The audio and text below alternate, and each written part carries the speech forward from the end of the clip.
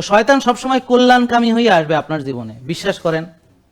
আজকে ওষুধ যেমন আপনার কল্যাণ হয়ে আসছে, ইনজেকশন যেমন কল্যাণ হয়ে আসছে, ইনসুলিন যেমন কল্যাণ হয়ে আসছে, অ্যান্টিবায়োটিক যেমন কল্যাণ হয়ে আসছে, রিং যেমন কল্যাণ হয়ে আসছে, বুক ফোড়া যেমন কল্যাণ হয়ে আসছে, ডাক্তারগণ যেমন আপনার কল্যাণ হয়ে আসছেন, এরকম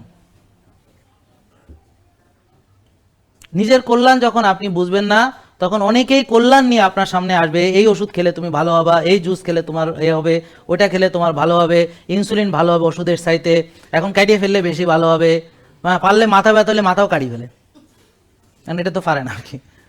আঙ্গুলে মানে জরাইতে ব্যথা, জরাই কাটি ফেলে দাও, আঙ্গুলে ব্যথা, আঙ্গুল কাটি ফেলে দাও, এভাবে যে অর্গানে আপনি ব্যথা করবেন হেঁটে কাটি ফেলে দাও। কয়দিন পর যে মাথা ব্যথা, আচ্ছা আসো।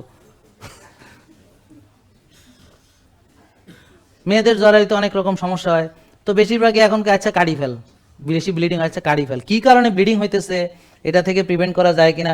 বেশিরভাগ মেয়েরা তাদের অরিজিনাল জরায়ু নিয়ে কবরে যেতে পারবে না, আমি গ্যারান্টি দিব।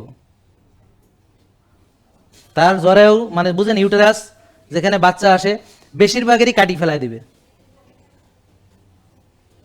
বেশিরভাগ আমার একটা ডাটা জরিপ নিতে ইচ্ছা করে যে যে কয়জন মহিলা এখন মারা যাচ্ছে, কয়জনের জরায়ু তার সাথে কবরে যাইতেছে, আর কারা জরায়ু পৃথিবীতে রেখে চলে যাইতেছে।